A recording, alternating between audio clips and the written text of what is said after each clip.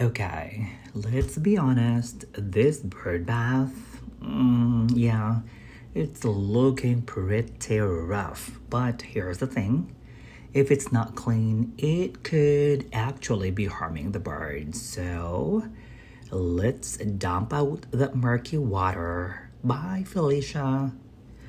And next, let's do a little scrubbing here and there. Nothing fancy, just enough to get rid of the gunk and bacteria. By the way, I'm using a plant-based dish soap here, so it should be non-toxic. Please don't use harsh chemicals nor bleach.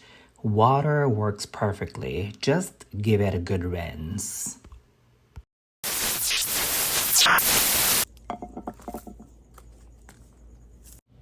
Fresh water means happy and healthy birds.